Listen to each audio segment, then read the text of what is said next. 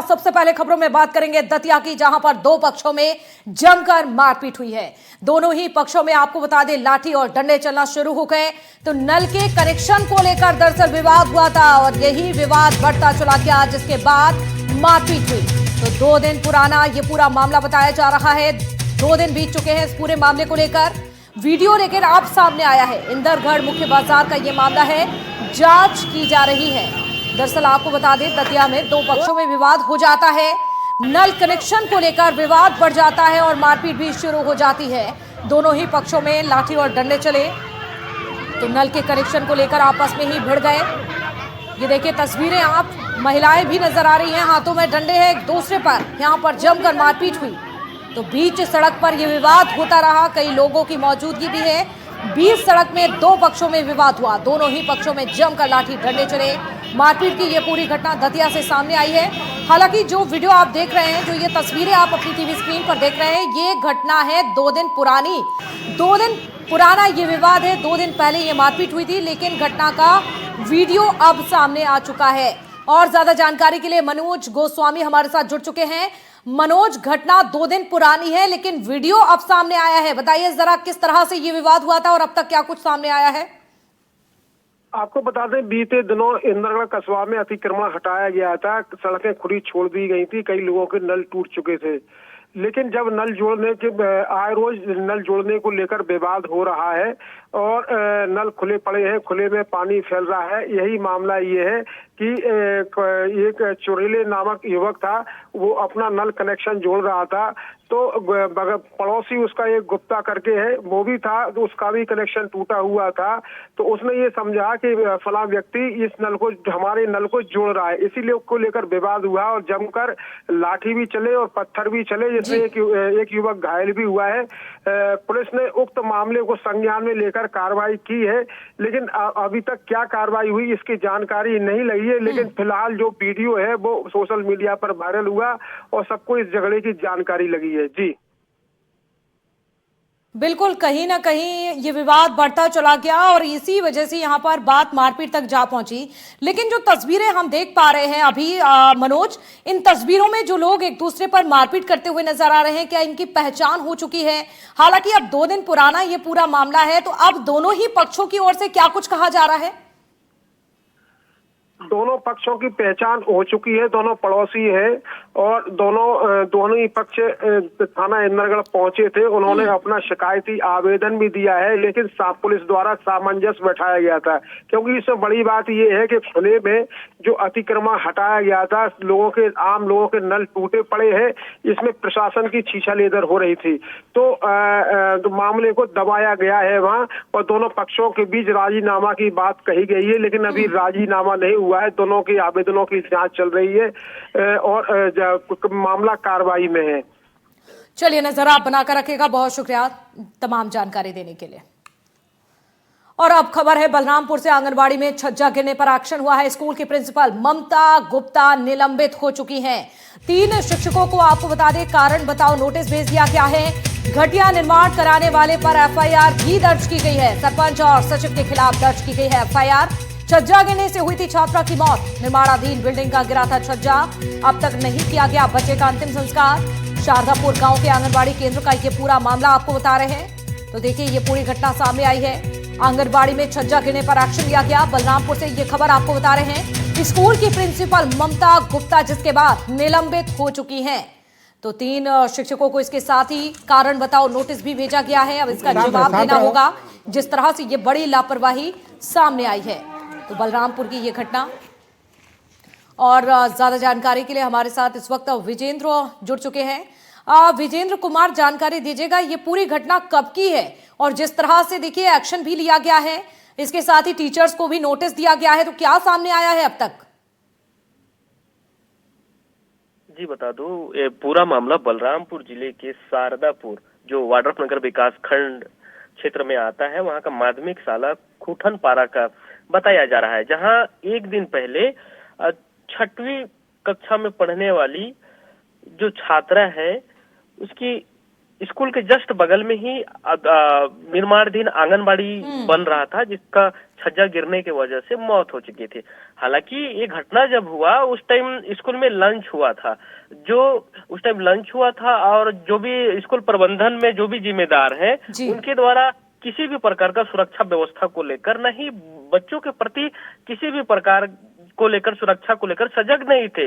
वजह यही रही कि जो 6वीं कक्षा में पढ़ने वाली जो बच्ची थी, छज्जा गिरने की वजह से उसका मौत हुआ। हालांकि पूरे मामले पर संज्ञान लेते हुए जो सरगुजा संभाग के जो संयुक्त संचालक जो हैं शिक्षा विभाग के, उनके द्वारा तत्काल मामले पर संज्ञान लेते हुए जो स्कूल माध्यमिक शाला, बिल्कुल, अगर इस तरह की लापरवाही अगर हुई है तो निश्चित तौर पर सजा भी मिलनी चाहिए और एक्शन भी लिया जाना चाहिए। चलिए, नजर बनाकर रखेगा आप। बहुत शुक्रिया आपका जानकारी देने के लिए।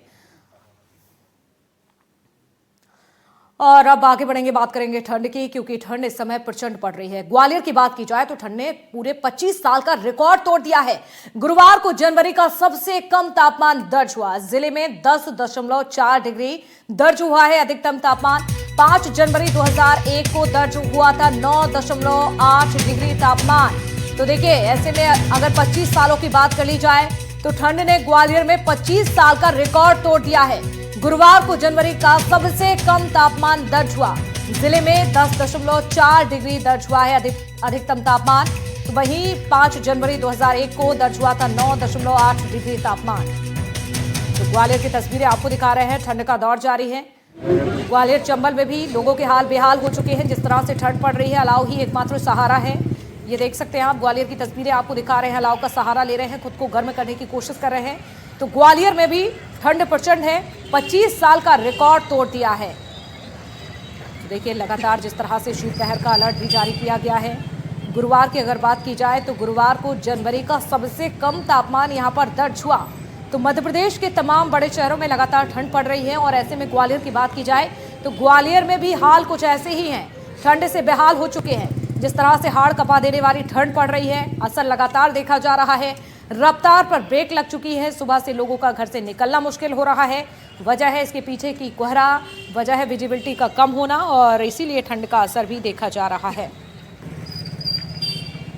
ग्वालियर बीते जो है 10 दिन से शीतलहर की चपेट में है। कोहरे की चपेट चादर में लिपटा हुआ है और लोगों का घर से निकलना मुश्किल हो गया है। अगर हम बीती रात की बात करें तो बीती रात को 25 सालों का रिकॉर्ड टूट गया है। और जो पारा था कल, वो दिन और रात के पारे के बीच में सिर्फ 5 डिग्री सेल्सियस का अंतर रहा। यानी रात का पारा 10 डिग्री सेल्सियस था और दिन का पारा 5 डिग्री सेल्सियस था। हालत यह है कि इस समय दोपहर हो चुकी है और दोपहर में भी पारा अभी भी 10 डिग्री सेल्सियस है। यह है ग्वालियर का ऐतिहासिक किला और आप देख सकते हैं कि अभी भी ये कोहरे की चादर में लिपटा हुआ है। लोगों को अभी भी नहीं दिखाई दे रहा है। हम कुछ लोगों से बात करते हैं यहाँ के गर्मी से कितना परेशान है। आप यहाँ यही क्या कर्मचारी हैं क्या? इसमें क्या नाम है आपका? मेरा नाम पप्पू। पप्पू जी, बताओ कि जैसे यहाँ तो बहुत सारे लोग घूमने आते थे, सर्दी से उनकी संख्या कितनी कम हुई है? बहुत कम है। अच्छा, कितने? बहुत ही कम है भाई। अच्छा, हाँ, 100 आदमी आ रहे, 20 ही आदमी आ रहे। अच्छा, देखिए 80% लोग फूलबाग में घूमने जो आते थे उनका आना जाना कम हो गया है। ये हमारे साथ एक ऑटो ड्राइवर भी है, हम इन्हीं से बात करते हैं। क्या नाम है आपका? राजू। राजू जी, बताओ कि सर्दी कैसी पड़ रही है? सर्दी तो बाबू जी बहुत खराब पड़ रही है। बिल्कुल गंदे पानी बंद पड़े हुए हैं, हाथ पर घर से निकलने का मन नहीं कर रहा, इतनी सर्दी हो रही है। अच्छा, और ग्राहक भी कम? हाँ, फर्क पड़ा, सवारी भी निकल नहीं रही है। धंधे पानी 500 कमाते, अब 100-200 रुपये ही हो जा रहा है। और ये स्टॉल है कपड़ा बैंक का, तो ये ताकि जो फुटपाथ पर झुग्गी झोंपड़ियों में रहने वाले गरीब लोग हैं उन तक कपड़े पहुंच सके गर्म सर्दी से करने के लिए। तो लोगों से ये अपील कर रहे हैं कि वस्त्रदान कर सके। क्या नाम है आपका? कोमल बातम। अच्छा कोमल, बताइए कि क्या अभियान आपने चलाया हुआ, क्यों चलाया? ये कपड़ा बैंक हम पिछले 4 सालों से चलाते चले आ रहे हैं। ये इसलिए बनाया गया है कपड़ा बैंक, ताकि जो जरूरतमंद लोग हैं, जो सर्दी में कपड़े नहीं खरीद सकते, जिनको सर्दी लगती है, तो उनके लिए ये लगाया गया है। जो पूरे दिन हम लोग यहाँ पे कैंप लगा के बैठते हैं, स्टॉल लगा के, जो लोग हमें देखते हैं, जो लोग कपड़े दान करना चाहें तो वो लोग हमें देते हैं, और रात को हम लोग झुग्गी झोपड़ी और जो बेसहारा लोग हैं उन तक हम ये कपड़े अच्छा, अभी पहुंचाते तक कितने लोगों को कपड़े आप इस बार दान कर चुके हो? इस बार तो सर्दी भी बहुत पड़ रही है। इस बार हाँ सर्दी बहुत पड़ रही है। इस बार हम लोगों ने अभी ज्यादा से ज्यादा 30-40 परिवारों को मतलब हमने कपड़े दान कर चुके हैं अभी, और जैसे जैसे कपड़े आते जा रहे हैं हम वैसे वैसे दान करते जा रहे हैं। तो लोग पिछली साल की तुलना में बढ़े हैं दान करने वाले के? हाँ पिछली बार की तुलना में बढ़े हैं, पर यहाँ फूलबाग चौराहे पर ही कम मिले हुए हैं। मतलब हमने अपने आसपास के इलाकों से इकट्ठे करके दान किए हैं। यहाँ 50 के आसपास अलाव जलाए गए हैं, जो शाम को 7 बजे से शुरू हो जाते हैं। पहली बार ऐसा हुआ कि पुलिस को थानों में अलाव जलाए जा रहे हैं ताकि सारे लोग सुरक्षित रहें, सर्दी का मुकाबला कर सकें। लेकिन अभी कहा यही जा रहा है कि सर्दी का यह सितम अभी कुछ और दिन ग्वालियर पर जारी रहने वाला है। ग्वालियर से देव श्रीमाली, एनडीटीवी। तो ठंड लगातार पड़ रही है, वहीं पूरा बुंदेलखंड भी कड़कड़ाती हुई ठंड झेल रहा है। छतरपुर की बात की जाए तो यहां ठंड और शीतलहर की वजह से लोगों को खासी परेशानियों का सामना करना पड़ रहा है। ठंड की वजह से लोग घरों में ही दुबकने के लिए मजबूर हो चुके हैं। तो लगातार ठंड का प्रकोप देखा जा रहा है। तस्वीरें आपके सामने छतरपुर की। छतरपुर में ही नहीं, पूरे बुंदेलखंड में शीतलहर का प्रकोप है, और आज बहुत ज्यादा ठंडी होने की वजह से आज स्कूल भी सुबह से खुला है। जिस प्रकार से मेरे पीछे आप देख सकते हैं कितना ज्यादा कोहरा है, इससे बच्चे और जो नवजात शिशु हैं और जो गंभीर रूप से बीमार लोग हैं, उनके लिए डॉक्टर ने बताया है कि बहुत ज्यादा परेशानी हो सकती है। खासतौर से ग्रामीण इलाकों में जहां स्वास्थ्य सेवाएं नहीं है, वहां और ज्यादा दिक्कत हो रही है। और जो किसान हैं वो बेचारे अपने खेतों में पानी लगाते हैं, रात को 12 बजे के बाद लाइट आती है, और वहीं जो जंगली जानवर हैं और गाय हैं वो उनको रात भर परेशान करते हैं। आंगनवाड़ी की बात की जाए तो उनकी अभी तक छुट्टी नहीं की गई है। हालांकि 3 दिन की 6, 7 और 8 तारीख की स्कूलों की जरूर छुट्टी की गई।